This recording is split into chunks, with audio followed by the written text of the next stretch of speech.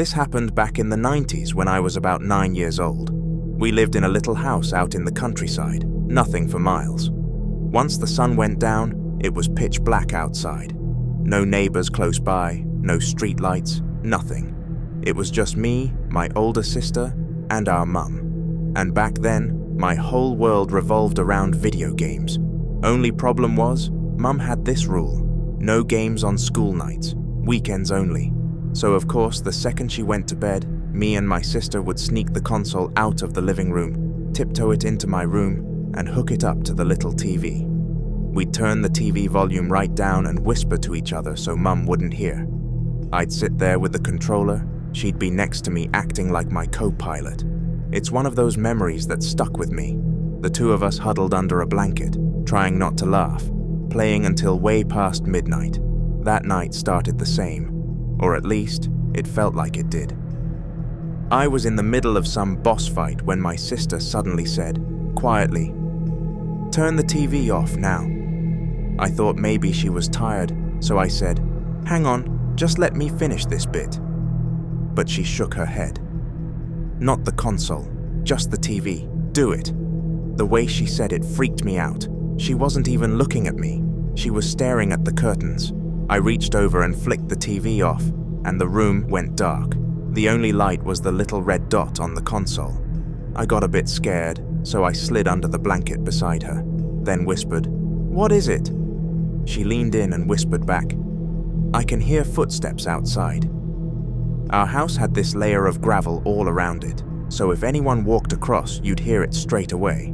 I'd been too wrapped up in the game, but when I listened, there it was, crunching out by the garden. I told myself it was just a dog or a cat, but she didn't answer. She just kept staring at the curtains. The footsteps were getting closer, and then they stopped, right outside the window. I was terrified. I grabbed hold of her, clinging onto her as tight as I could. After a beat, a woman's voice came from outside the window. She very quietly and politely said, "Hello?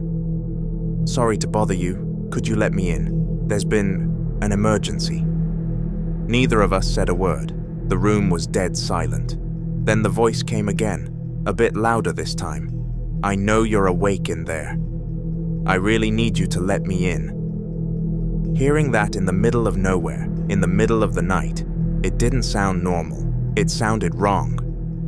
I screwed my eyes shut and buried my face in my sister's side.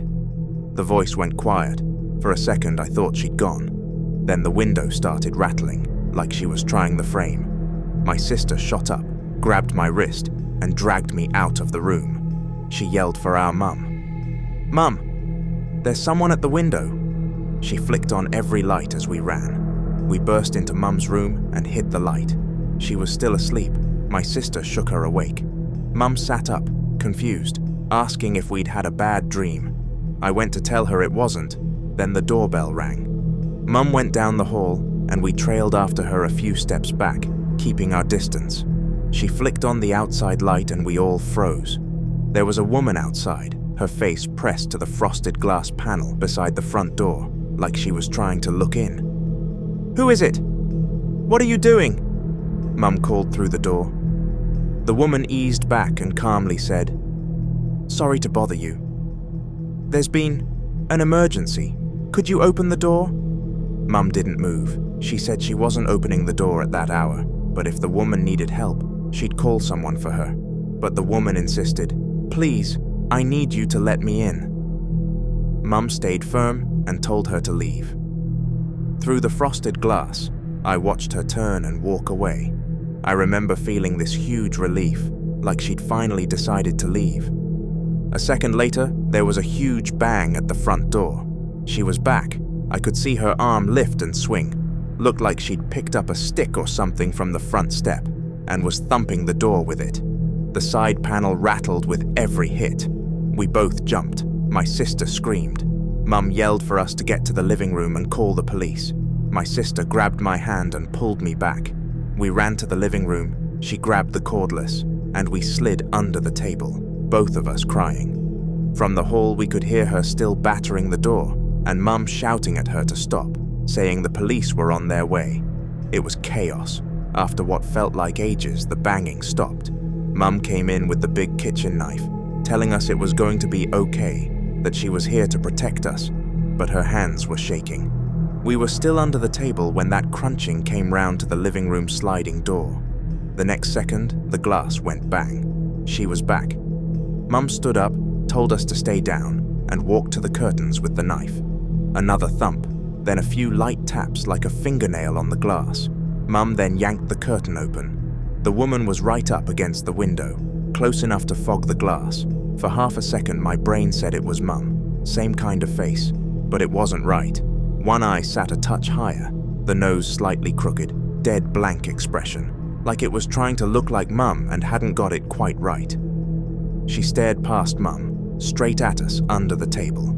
Then she said, "Please, let me in. There's been an emergency." My sister crushed my arm. I couldn't move. Mum didn't either. She held that blank stare for a second, then snapped her head toward the front door and took off. We heard the crunch of gravel race along the side of the house and away. A few moments later, the doorbell rang. From outside, voices called out identifying themselves as police. Mum checked the peephole, then let them in. There were 2 officers. They took our details, walked around the place with torches, checked every door and window, but she was gone. They said they'd be patrolling the area for the next couple of days and to keep everything locked. Then they left. Morning showed the damage on the front door from the banging. Scuffed wood, little dents near the lock, marks on the glass. That was all. She was never found, and to this day, we've got no idea who or what she was.